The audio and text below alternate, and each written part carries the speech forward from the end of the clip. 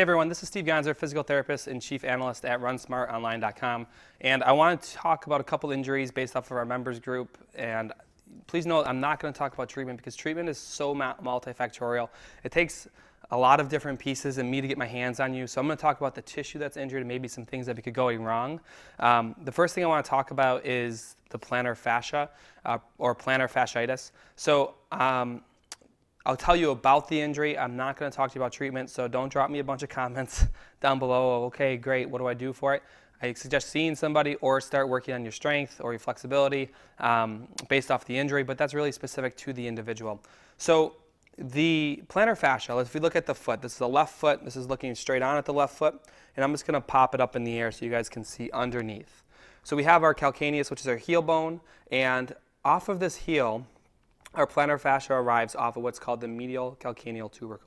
So this plantar fascia comes off here. It is a piece of fibrous tissue that comes up, wraps around. It does splay a little bit as it comes underneath the foot, but it wraps up all the way into the big toe. So what it does is it has this thing called the Windlass Mechanism. So because it comes from the inside of your heel to the tip of the big toe, when the big toe extends, it goes taut. So what we can see at push-off is the big toe is going to extend, especially for walking and running. That big toe extends, and you see the force. Because it wraps around this first toe joint, it's going to cause compression of the foot. So it's actually a stabilizer. So it stabilizes the foot because you have all these different foot bones. If you don't have that, you can dislocate. You're going to have all this instability in your foot. So at push-off, it draws everything tight. And it's really important for that phase of gait. What we'll tend to find is plantar fasciitis has a lot of issues first thing in the morning after prolonged sitting, a bruised heel it feels like. Now no, it's usually not typically right in the center of your heel. It's really usually this inside. Usually you can point and push on it and say it hurts right there. Now generally this can happen for many reasons. You can actually have some hip tightness up top. So if you're looking for things to try to loosen up the hips. But also it can happen from a lot of weakness. One of the big things is when you have an injury or you have pain somewhere, it's not necessarily that problem's fault.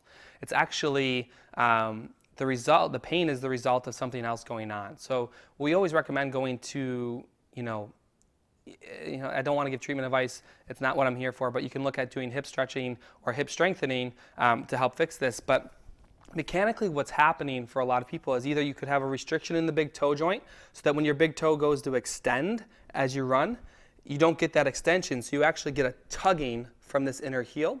You can also have some ankle inflexibility that can cause some extra tugging, or what we often see is not having good control. So you land when you run and you spin in too hard. Now what happens when this foot spins in is the arch lengthens and it pulls from that heel. So think about working on your control, but here's the thing. If you have a bruised, painful heel, it's not going to tolerate impact. So if you think you can run through it, eventually you're going to have to take that time off. And the second thing is, this is a thick fibrous tissue with poor blood supply. What does that mean to you? It sucks at healing. So you're going to have to give this time. I recommend seeing a clinician. If you're looking for some hip strengthening or some stretching to do, take a look at our membership site. You can try it for $1. There's some strengthening pieces on there, including Basics Boot Camp, which is what I would recommend starting on.